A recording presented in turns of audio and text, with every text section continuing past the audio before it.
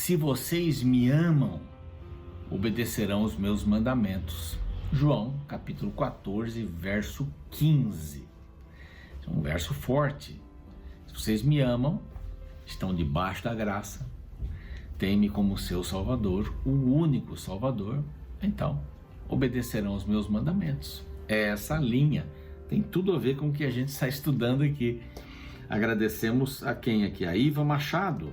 Iva Machado sempre está com a gente, muito querida, no YouTube, Reavivados por Sua Palavra NT, o nosso canal no YouTube. Eu convido você para se inscrever, clicar no sininho para ter as novidades e dar o seu like também. O mais importante, compartilhe, ele é bem fácil. Copia o link e compartilhe com os amigos. Compartilhe com os amigos.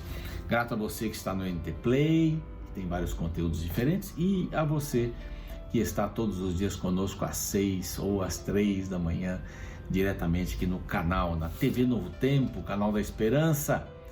Somos felizes porque temos um grupo chamado Anjos da Esperança, que nos apoiam mesmo financeiramente com suas orações para nos ajudar a pregar o Evangelho através das rádios, das TVs, também das mídias sociais e dos cursos bíblicos. Aqui está um número telefônico, se você quiser também ser um anjo da esperança e colaborar para a pregação do Evangelho, aí nós agradecemos.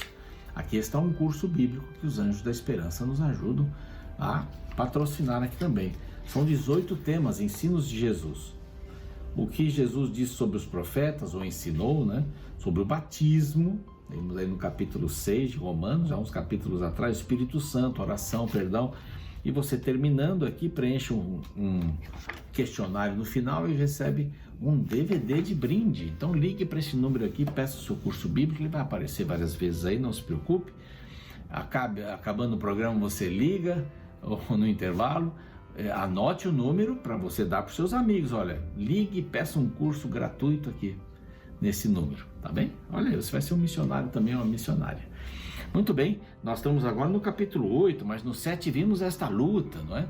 Comparação do casamento, né? Estamos debaixo da lei, né? Mas quando o marido morre, nós podemos sair para outras núpcias. Jesus morreu, nos deu a capacidade então de estarmos debaixo da graça. Que coisa maravilhosa, coisa grandiosa. Ele fala sobre as duas naturezas, a natureza carnal e espiritual que temos dentro de nós. A natureza carnal é aquela que quer ficar debaixo da lei o tempo todo, né? E a espiritual, que também vem da lei, então quer nos submeter a estarmos debaixo da graça. A natural, a carnal está lá, nascemos com ela, e a espiritual está adormecida, precisamos acordá-la aceitando a Jesus como nosso Salvador pessoal. E o apóstolo Paulo termina dizendo assim: mas o bem que eu quero fazer eu não faço, o mal que eu não quero eu faço.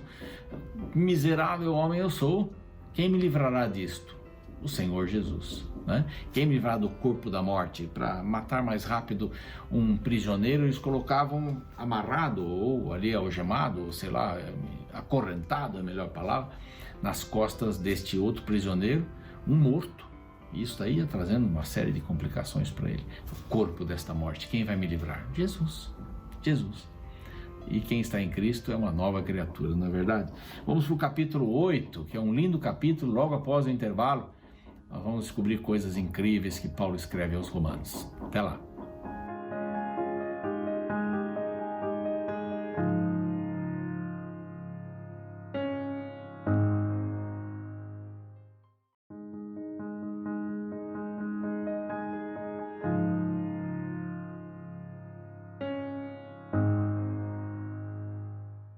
Muito bem, estamos de volta com mais um capítulo aqui do programa Reavivados por Sua Palavra, desta vez Romanos 8.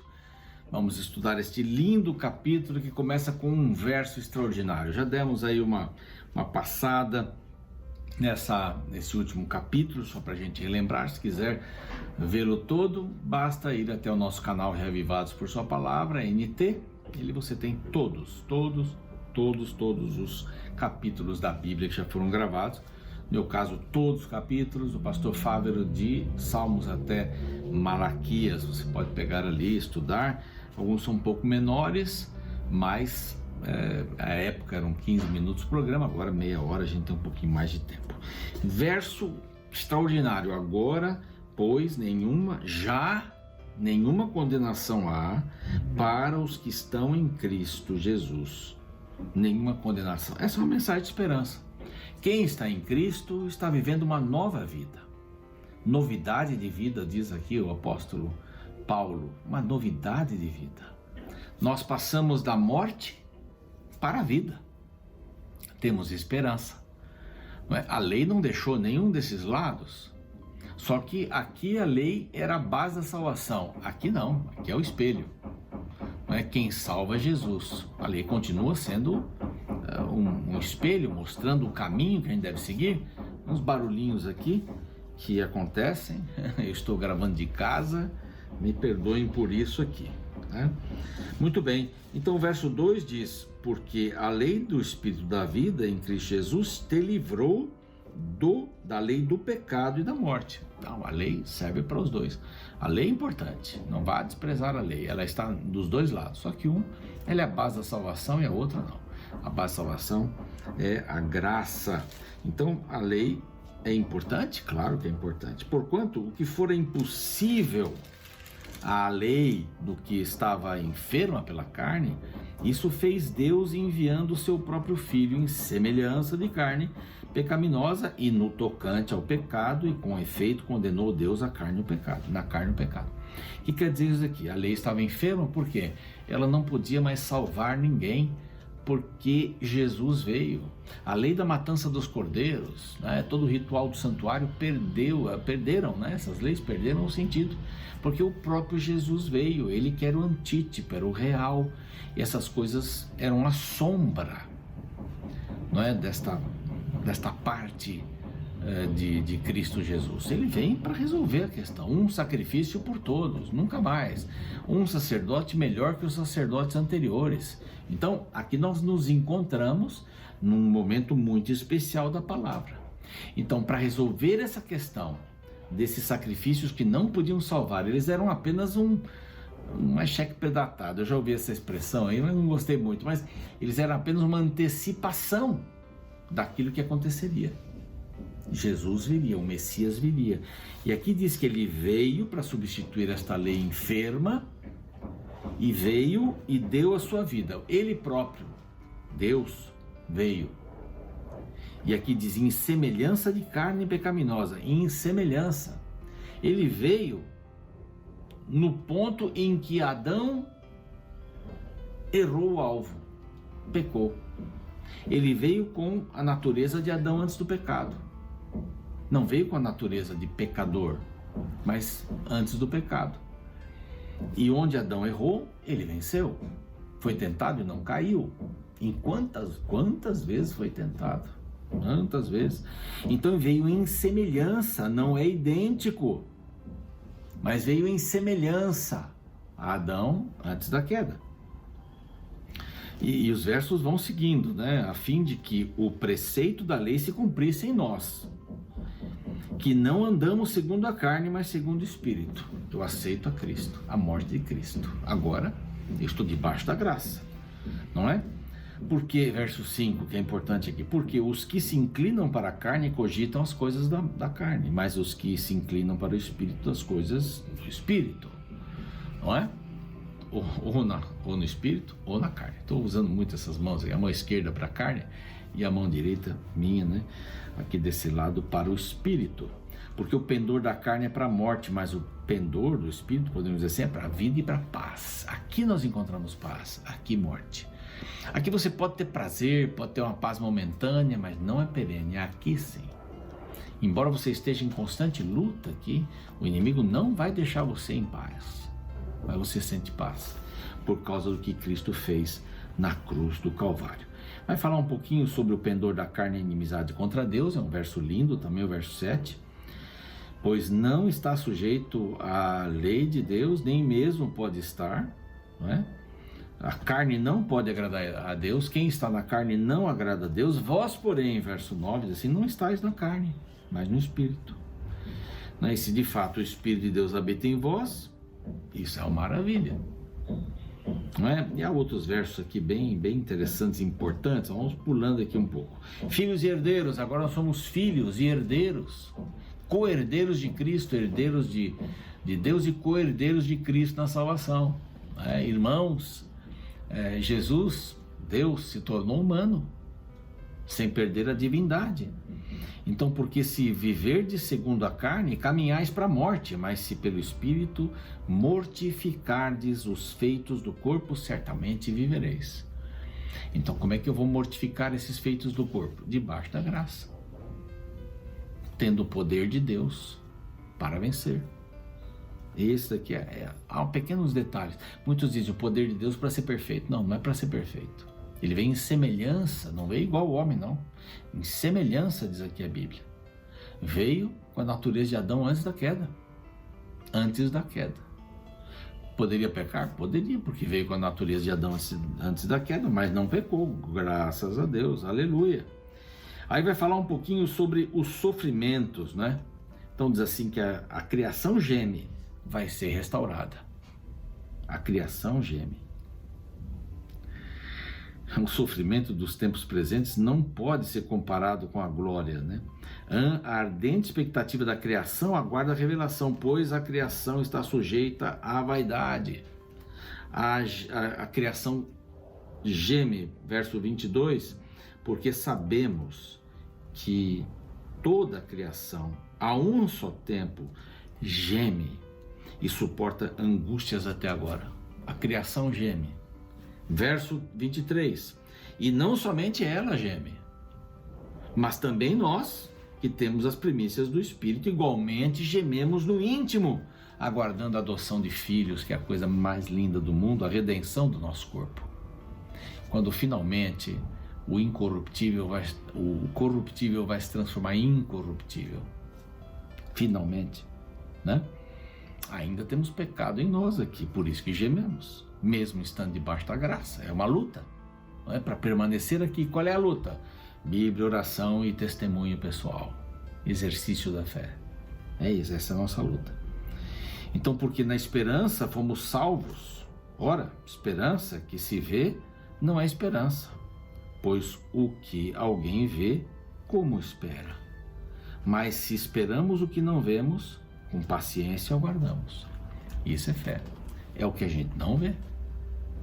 Por isso é fé.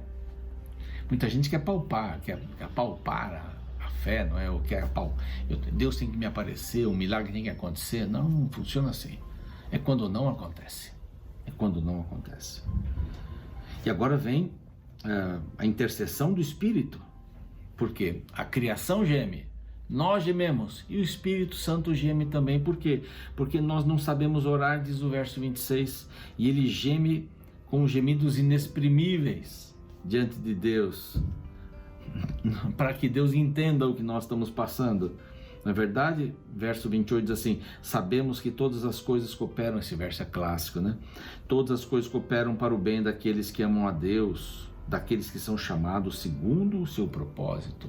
Então cooperam por quê? Porque nós gememos, a criação geme, e o Espírito Santo geme diante das nossas orações, que nós não sabemos pedir, nós pedimos coisas. Você já percebeu que a gente pede muitas coisas? Emprego, um casamento, saúde, a gente pede coisas, não tem problema pedir coisas, não tem problemas. E o Espírito Santo fica interpretando essas coisas diante de Deus. Nós temos que aprender em nossas orações a pedir um relacionamento mais profundo, a compreensão do que significa oração, como nós podemos desenvolver a fé, que passos, como nos aprofundarmos na palavra de Deus, como entendermos um texto, como praticarmos o fruto do Espírito Santo, amor, bondade, como fazermos estas coisas maravilhosas que nós não temos poder para fazer. Então o Espírito Santo fica lá, traduzindo as nossas orações. E às vezes esquecemos de pedir essas coisas mais importantes e pedimos coisas, bens materiais, saúde, não tem problema pedir isso. Mas não se esqueça de pedir aquilo que vai manter sua fé viva. E aqui tem outra palavrinha que eu queria pegar aqui. A partir do 29 diz assim: porquanto aos que de antemão conheceu, também os predestinou para serem conformes à imagem do seu filho, a fim de que ele seja o primogênito entre muitos irmãos. Então aqui fala de herdeiro, né? Está falando de herdeiro. Nós somos co-herdeiros com Cristo, herdeiros de Deus, co-herdeiros com Cristo. Então nós temos uma ligação com Cristo, que foi a humanidade. Não que ele esteja rebaixado agora que ele perdeu alguma coisa, de jeito nenhum. Ele é o primogênito, não porque nasceu primeiro, mas porque ele é o ideal. Ele é aquele que vem e remira todos. Quando morre o pai, o primogênito toma o lugar dele. Então é aquele que resolveu uma questão do pecado, e era Deus, e só Deus podia fazer isso. E aqui diz: e aos que predestinou, a esses também chamou. E aos que chamou, a esses também justificou. E aos que justificou, a esses também glorificou. Predestinou, chamou, justificou e glorificou. Predestinou porque todos nós somos predestinados à salvação. Todos. Quem escolhe? Eu escolho. Mas Deus quer salvar a todos e nos predestinou isso, não nos induzirá à salvação. Tem gente que diz assim: não, o que é de Deus, ele pode fazer o que for, se ele for de Deus, no final ele se converte. É predestinado, todos estamos predestinados à salvação, diz aqui. E o lindo trecho aqui diz: que diremos, pois, à vista destas coisas? Se Deus é por nós, quem será contra nós? Se Deus é por nós, quem será contra nós? O diabo? O diabo não tem poder, deixa eu tirar o som daqui. O diabo não tem poder sobre nós, não tem. Porque Deus não tem poder sobre Deus, né? Sobre nós, se nós permitirmos. Aquele que não poupou seu único filho, o próprio filho, antes por todos nós o entregou, porventura não nos dará graciosamente com ele todas as coisas? Que coisas? Não são coisas materiais, são coisas espirituais: bondade, fé, esperança, perdão. E aí vem uma porção de perguntas: quem intentará acusação contra os eleitos do Senhor? É Deus quem os justifica, é Ele que faz isso. Quem os condenará? É Jesus que morreu por nós. Quem nos separará do amor de Cristo? Será tribulação, angústia, perseguição, fome, nudez, perigo, espada. Em todas estas coisas, verso 37, porém somos mais que vencedores por nossa força. Aqui não estamos debaixo da lei, estamos debaixo da graça. Quem vence? Cristo. Quem vai fazer isso? Se é Cristo que morreu, se é Deus quem justifica. Então, porque eu estou bem certo, verso 38. Agora eu leio os dois versos aqui, que são lindíssimos. Estou bem certo de que nem a morte, nem a vida, nem anjos, nem principados, nem as coisas do presente, nem do porvir, nem os poderes, nem a altura, nem a profundidade, ou qualquer outra criatura poderá separar-nos do amor de Deus que está em Cristo Jesus, nosso Senhor. Ninguém pode separar-nos. Ah não, peraí, esqueci. Eu posso não querer. Aí não dá. Aí eu não vou estar, mas ele não vai deixar de me justificar quando eu precisar. Então, sabe, a bandeja de fruta está pronta ali, você está morrendo de fome? Está pronta ali, é só ir. Está tudo preparado, está tudo preparado. Aí você diz: não quero. Ok, ele respeita, mas não desiste de você.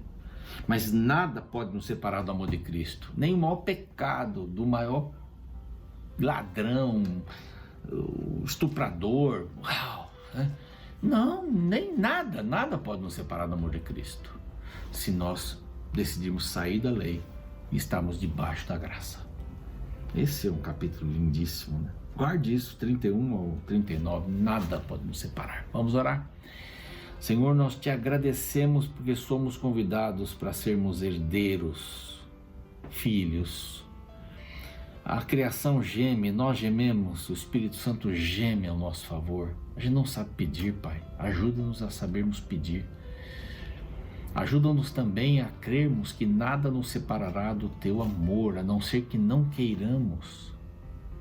Mas se quisermos, nós estaremos debaixo da graça, usufruindo todos os benefícios do teu amor, não sem luta, mas a luta não é contra o pecado mais. A luta é para permanecermos na videira, colocando a tua palavra no coração, orando constantemente e exercitando a nossa fé em prol dos outros. Dá-nos esta visão em Cristo Jesus. Amém. Terminamos por hoje. Fique aí, sequência do programa, aliás, e amanhã a gente está de volta. Tchau. A verdade mais impressionante da Bíblia é que nada do que você faça fará com que Deus te ame mais ou menos. Ou seja, você pode fazer as melhores coisas ou as piores. Ele vai continuar te amando do mesmo jeito. E a verdade é que mesmo no mais profundo abismo do pecado, qualquer ser humano que clamar por ajuda ao céu não encontrará um Deus irado, mas um Salvador amoroso. Portanto, nunca tenha receio de buscar a Deus. Ele nunca vai te rejeitar. Eu sou pai e me recordo que nos primeiros meses de vida do meu filho, eu tinha que acordar diversas vezes no meio da noite para trocar a fralda suja dele. E sabe, mesmo cansado pela noite mal dormida e frustrado pelo odor que saía da fralda, eu nunca abandonei meu filho. A razão é que eu o amava. Mesmo limpo ou sujo, ele continuava sendo meu filho e eu o continuava amando do mesmo jeito. Sabe, se eu que sou um pai humano, amo meu filho com todas as minhas forças, Deus, o Pai Celestial, nunca deixará de amar os filhos que Ele tem neste mundo. Por isso, não importa como você está agora, Deus te ama. Mesmo sujo pelo pecado ou manchado pelas suas escolhas erradas que você fez, Deus te ama. E nada vai fazer com que você deixe de ser alvo do amor de Deus. E quando você realmente entende a extensão deste amor, sua vida será transformada.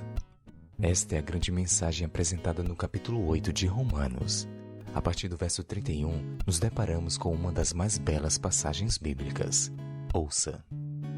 Que diremos, pois, à vista destas coisas? Se Deus é por nós, quem será contra nós? Aquele que não poupou o seu próprio filho, antes por todos nós o entregou. Porventura não nos dará graciosamente com ele todas as coisas? Quem intentará acusações contra os eleitos de Deus? É Deus quem os justifica. Quem os condenará? É Cristo Jesus, quem morreu, ou antes quem ressuscitou, o qual está à direita de Deus e também intercede por nós. Quem nos separará do amor de Cristo? Será tribulação, ou angústia, ou perseguição, ou fome, ou perigo, ou espada? Em todas estas coisas, porém, somos mais que vencedores, por meio daquele que nos amou.